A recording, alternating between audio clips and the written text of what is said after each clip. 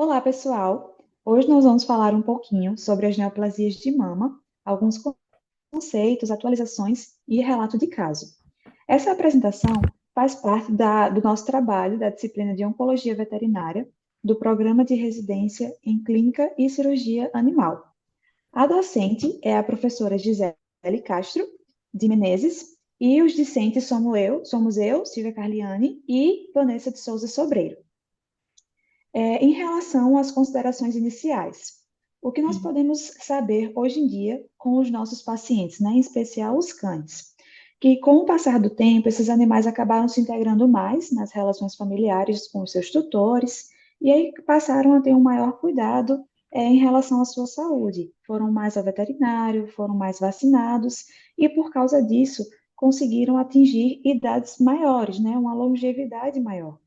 E com esse passar do tempo, eles vão vivendo mais tempo, eles vão tendo a predisposição a terem outras enfermidades, dentre elas os tumores de glândula mamária, que são os mais encontrados nas cadelas. Esses tumores, eles são encontrados principalmente em cadelas que estão entre a faixa etária de 7 e 12 anos, mas eles podem ser encontrados em cadelas mais jovens também. O carcinoma é o principal tipo e ele tem as suas subcategorias. E as mamas, elas são mais acometidas onde elas têm mais tecido, né, desenvolvido, como as mamas inguinais e as abdominais caudais também. Por isso é muito importante que quando o animal ele vá numa consulta veterinária, que faça um exame físico bem detalhado e cuidadoso.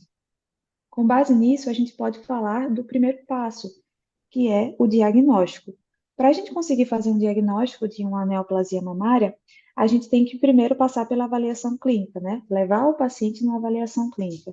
E nesse ambiente, o paciente vai ser questionado, né? No caso, o tutor vai ser questionado sobre o histórico médico desse animal, o ciclo reprodutivo dessa fêmea, né? Seja ela uma cadela ou uma gata, os cios, a duração desses cios, se já teve alguma gestação, se já teve abortos, se faz uso de alguma terapia hormonal ou já fez. É muito comum em cadelas e em gatas os tutores aplicarem injeções anticoncepcionais para evitar o cio, mas que elas podem trazer diversas outras enfermidades. É importante saber também sobre o histórico de neoplasias anteriores também. E por causa disso, mais uma vez, faz necessário uma avaliação de todas essas glândulas mamárias, porque muitas vezes a gente pode ter um nódulo na mama inguinal, por exemplo, mas precisa se avaliar todas as outras mamas para garantir que não tenha a passagem desse nódulo ou o aparecimento de outro nódulo em mamas mais craniais, por exemplo, como as torácicas. E avaliar também os linfonodos da região. Em relação ainda ao diagnóstico, o que a gente consegue fazer é o estadiamento dessas neoplasias. E como vai ser feito esse estadiamento? Através do sistema TNM, que a gente chama, que é uma sigla, e uma dessas letras significa um processo desse estadiamento. O T, por exemplo, ele faz referência ao tamanho da lesão primária. O N, ao acometimento dos linfonodos regionais, principalmente o axilar e o inguinal, e o M faz referência à presença ou ausência de metástases. O que nós podemos considerar também é o TNM-C e o P. O C ele se refere ao estadiamento quando é feito apenas na clínica, sem a presença de exames complementares ainda. E o P é depois que esses exames complementares são realizados. E quais exames são esses? O raio-x, que ele é muito importante, o raio-x torácico, para verificar a presença de metástase, como, por exemplo, nos pulmões do animal. Pode ser feito também no abdômen, em menor uso, mas quando nós temos alguma suspeita, por exemplo, de linfonodos que estão com algum tipo de alteração. No ultrassom, o ultrassom também é bastante utilizado para verificar metástase em órgãos secundários, por exemplo, baço, fígado, que também ocorre bastante metástase. A tomografia computadorizada também é uma forte aliada quando nós estamos procurando lesões menores. Exemplo, animais que vão para o raio-x, mas eles não conseguem ter nenhuma visualização de metástase nos pulmões, porque são lesões muito minúsculas. E aí, quando faz uma tomografia computadorizada, consegue observar essas lesões. É óbvio que não é a realidade de muitos pacientes, então o raio-x segue sendo o de eleição nesses casos. A citologia também é uma forte aliada, através da punção aspirativa por agulha fina, e isso é feito com bastante rotina na clínica. Quando o animal chega com algum tipo de nódulo, faz-se a PAF, né, desse tumor primário e também dos linfonodos que estão ali alterados. O histopatológico, ele segue sendo padrão ouro para, nesses casos de neoplasia das glândulas mamárias, porque através da biópsia excisional, a gente consegue fazer a remoção dessa massa e aí enviar para o laboratório, e eles vão conseguir dizer para a gente se se trata de um tumor maligno, benigno, o nível de mitose que tem naquela região, enfim, dá todas as definições para a gente saber qual o tipo de tratamento, prognóstico que o animal vai ter depois. Em muitos casos, essa biópsia excisional, ela segue sendo curativa, dependendo do tamanho do tumor, se for muito pequenininho, se as margens ficarem livres, então funciona muito bem. Em relação a essa planilha, nós temos então que se a gente tem o T, que significa o tamanho da lesão primária, o T0, se é zero, não tem nenhum tumor primário naquela região. O T1 significa quando um tumor é menor que 3 centímetros, a gente pode considerar então um nódulo.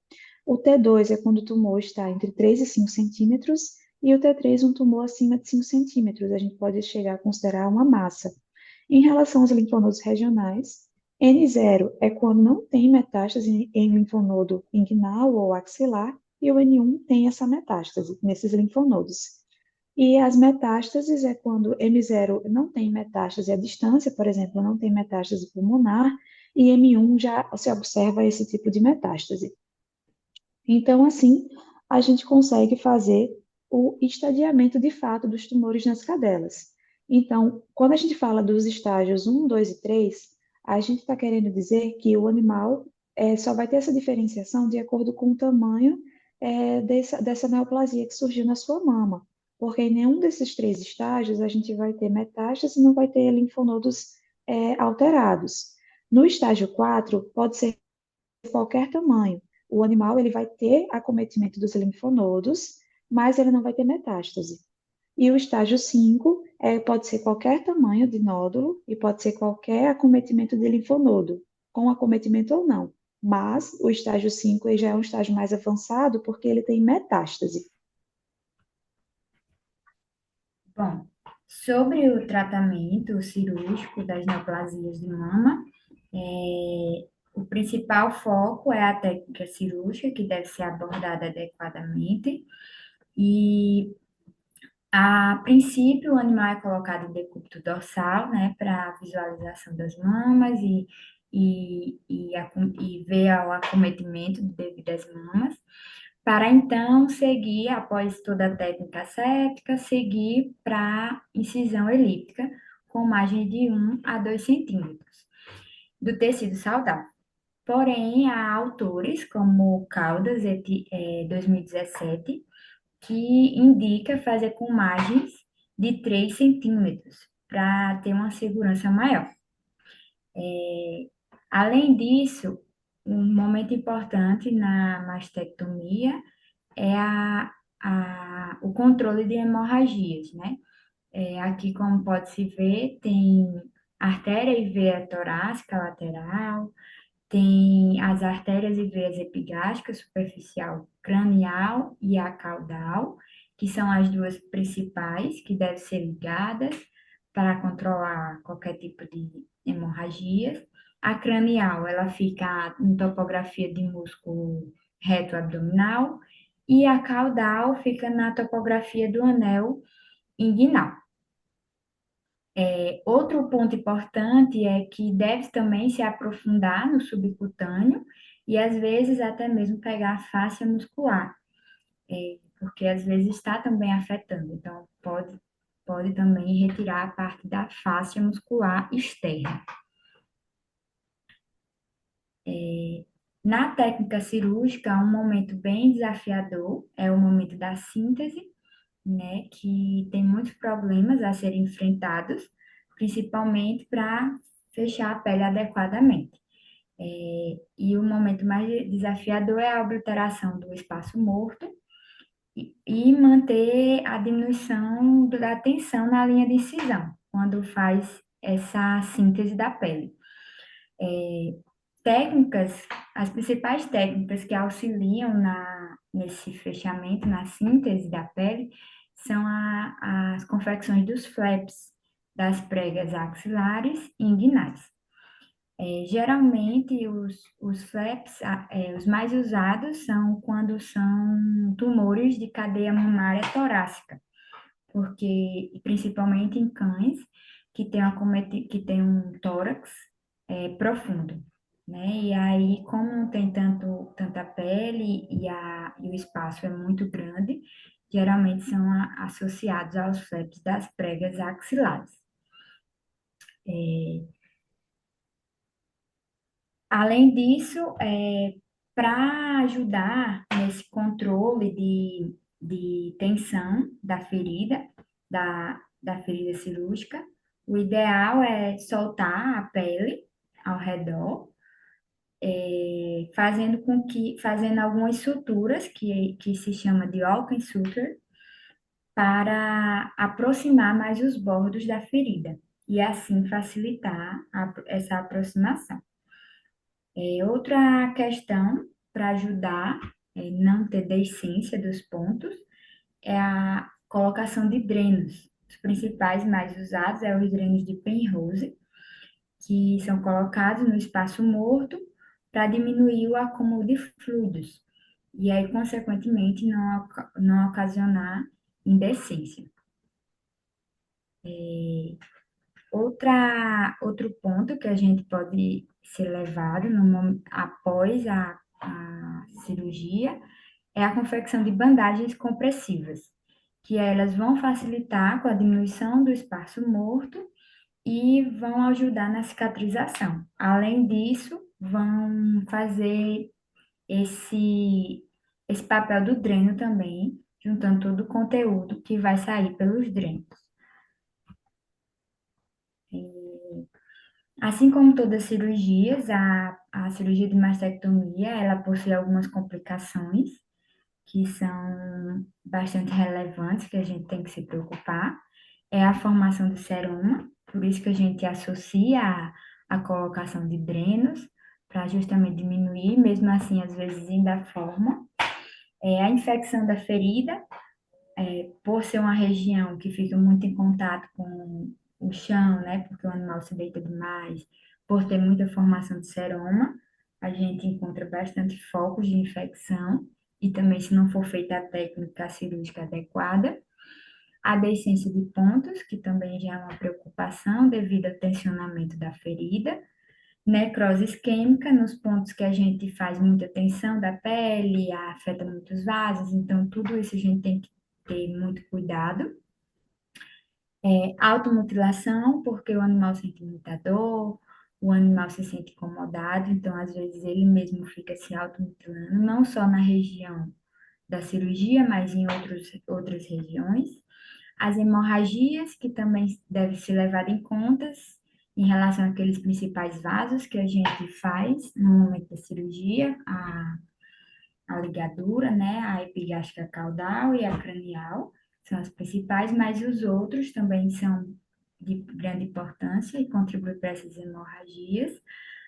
O edema de membros, quando a gente retira, principalmente os linfonodos, a gente nota que os membros ficam edemaciados, e também quando faz a confecção dos flaps, né, dos retalhos da artéria axilar e da artéria inguinal, artéria veia inguinal. E o último, mas não menos importante, a recorrência tumoral. Quando não são utilizadas as técnicas adequadas de imagem, como foi citado anteriormente, a recorrência tumoral é bastante visto na rotina, tanto clínica como cirúrgica. Aqui são alguns tipos de excisão cirúrgica que são adotados de acordo com cada animal, né? E aí cada um vai ter seu tipo, que é começando pela lumpectomia, que é o mais simples, quando são os tumores menores que 0,5 centímetros. eles a eleição, a técnica de eleição é a lupectomia, e quando eles não são malignos, né? Quando eles são malignos, faz uma margem de 2 centímetros. Mas quando não são, só tira o tumorzinho e manda para o histopatológico. Já a mastectomia simples é indicada para lesões que são com mais de 3 centímetros, que afete apenas uma glândula. Então, se for na região inguinal, faz M4, M3, M4, M5. Se for na região torácica, M1, M2, M3. Já a mastec regional é indicado nos casos que há múltiplas mamas estão afetadas por diversos tumores.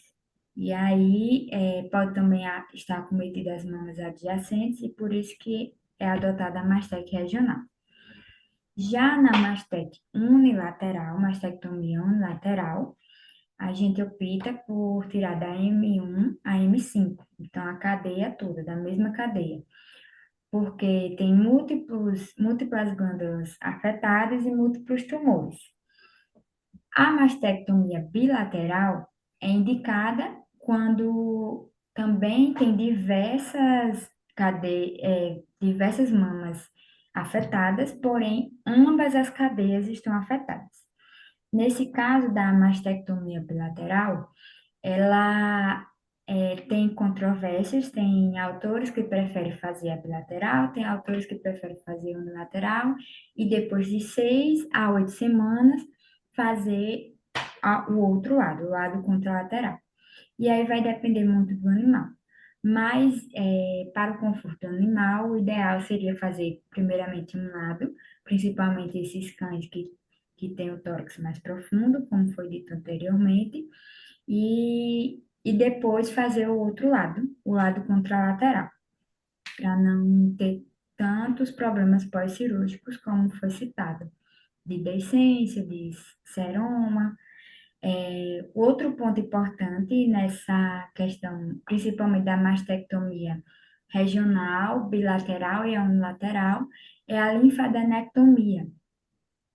A linfadenectomia, ela vai ajudar para o diagnóstico, né?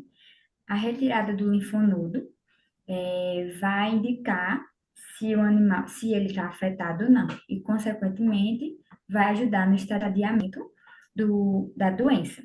E aí vai interferir o prognóstico para a gente saber se foi retirado com margem ou não.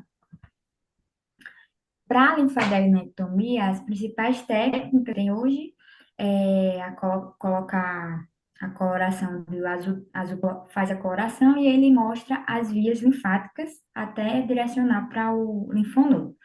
E a linfografia, que vai auxiliar também no planejamento para saber se precisa de umas margens mais adequadas, se precisa retirar o linfonodo ou não, ou se as vias linfáticas também estão afetadas.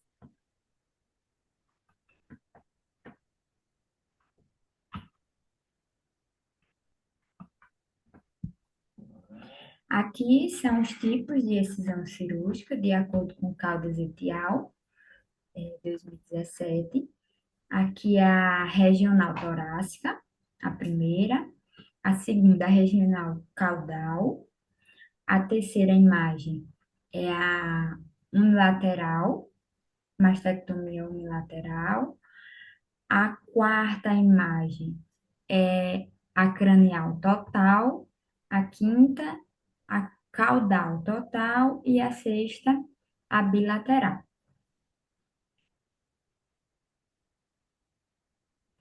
Aqui é um quadro para tomar como guia os tipos de excisão cirúrgica, né? E aí vai depender muito da localização do tumor, a gente vai escolher qual tipo de técnica que vai ser utilizada. Um exemplo aqui, o tumor benigno vai ser feito só uma lumpectomia. Ele tem menos de 0,5 centímetros até 1. Já que tumores malignos aderidos à tecido adjacente, já é indicado a mastectomia unilateral regional, com incorporação da musculatura e da face. Às vezes também, se estiver afetando mais, o ideal é retirar, além da face, a musculatura. E assim por diante, né? Tumores localizados entre glândulas 3, 4 e 5, mastectomia regional. E aqui vai facilitando para tomar a técnica cirúrgica mais adequada. O prognóstico. O prognóstico, ele vai permitir uma seleção de uma terapia individualizada. Então, de acordo com o que o animal vai precisar. Depois de todo esse processo de estadiamento, de cirurgia, de linfadenectomia, vai se traçar o prognóstico do animal. E aí, ele vai indicar a terapia individualizada mais específica. Os principais fatores prognósticos para o animal é o estadiamento, né, o TNM, que foi relatado anteriormente, o tamanho do tumor também é muito importante, pois ele vai indicar se o animal vai ter chance de ter margens, se não vai poder fazer margens cirúrgicas. Além disso, outro ponto é essa questão de até 3 centímetros, os animais têm um bom prognóstico por causa das margens, né, que são retiradas com mais facilidade. Já os tumores com mais de 5 centímetros de diâmetro, eles indicam a maior malignidade, maior índice de proliferativo e, consequentemente, um prognóstico pior. Outro ponto importante que a gente deve levar em conta para o prognóstico é a metástase em linfonodos, tanto o linfonodo inguinal como o axilar, que são os principais retirados nas mastectomias. Já quando eles estão afetados, significa uma queda da expectativa de vida do animal. E a graduação histopatológica também é muito importante para traçar o prognóstico do animal, para a gente saber se o tratamento, tanto cirúrgico como pós-cirúrgico, vai ser de sucesso ou não. Além disso, indica também se a gente vai alcançar a cura do animal, né? Principalmente, todos são importantes, mas a graduação histopatológica vai auxiliar bastante nesse ponto. Então, gente, com base em todas essas informações, nós trouxemos aqui um caso que foi visto durante o nosso programa de residência, lá no setor de cirurgia de pequenos animais, que é o caso de uma neoplasia mamária em uma cadela. Inicialmente, para vocês, a gente vai conhecer a paciente. A paciente era uma canina, Kira, pitbull, fêmea de 4 anos, pesando 28,9 quilos e não era castrada. Como queixa principal, o tutor foi atendido inicialmente lá no hospital veterinário, alegando que tinha um caroço em uma das mamas da cadela. Essa paciente foi lá inicialmente em abril, onde ela teve esse primeiro contato, passaram alguns tratamentos para ela, houve uma melhora, porém, algum tempo depois, esse caroço voltou a aparecer e abriu, né, no que a gente conhece como tumor ulcerou, e depois ficou drenando uma secreção amarelada, purulenta. Essa foto aí que está ao lado, cedida pelo setor da clínica médica lá do Hospital Veterinário da UFPB, mostra como estava o tumor na segunda aparição dessa paciente lá no Hospital Veterinário, em julho. Ele já estava bem inflamado, e já tinha sinais de ulceração, estava começando a abrir umas feridinhas. Então, como eu tinha falado, a paciente foi atendida inicialmente em abril, retornou em julho e retornou novamente em setembro, que foi o mês em que ela realizou a cirurgia. E como foi feito o estadiamento dessa paciente? Como a gente falou, a gente precisa de alguns exames complementares. Então, foi feito hemograma nessa paciente e todos os valores deram dentro da normalidade, os bioquímicos hepáticos e renais também dentro da normalidade. A ultrassonografia abdominal, ela trouxe um diagnóstico de mastite e esplenomegalia nessa paciente. Foi feito também um raio-x de tórax e a citologia. Essa é, então, a imagem do ultrassom, que vai aparecer para vocês. Na imagem do ultrassom, a gente consegue ver nessa região delimitada por esses símbolozinhos amarelos, a imagem do tumor de mama. medindo 1,88 centímetros por 1,04 centímetros. Era um tumor bem, assim, considerável na mama da paciente. Essa imagem foi cedida pelo setor de imagem lá do Hospital Veterinário. E em seguida nós temos o raio-x torácico da paciente, que como vocês podem ver nessa região mais radiolucente é onde fica o pulmão da paciente.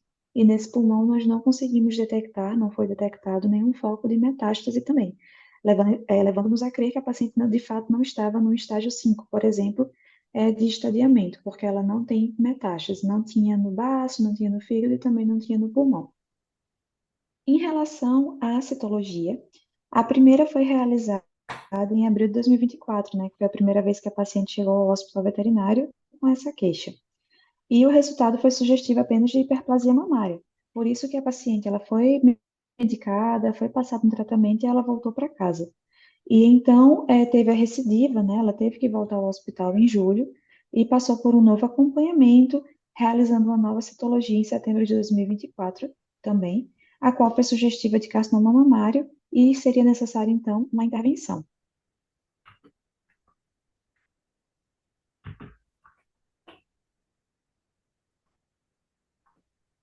Bom, a intervenção de escolha foi o tratamento cirúrgico, né, para remoção do tumor. E, de acordo com o consenso, pelo tumor estar grande, que mais na frente vamos ver o tamanho, estava mais de 5 centímetros, a técnica utilizada foi a mastectomia unilateral esquerda.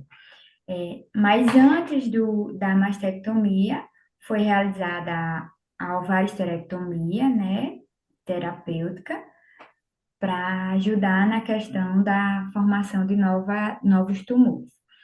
Além disso, foi também feita a linfadenectomia, tanto do linfonodo axilar como do linfonodo inguinal, através da utilização da coloração de azul patente. Aqui mostra as dimensões do tumor no animal, mas quando a peça foi para a histopatologia, ficou medindo 1,5 de altura, 6,5 de largura e 2,5 de profundidade, o que justifica a técnica utilizada da mastectomia unilateral. Então, o animal foi colocado em decúbito dorsal, né, feito toda aquela técnica indicada, e, e foi mandado o material para o histopatológico.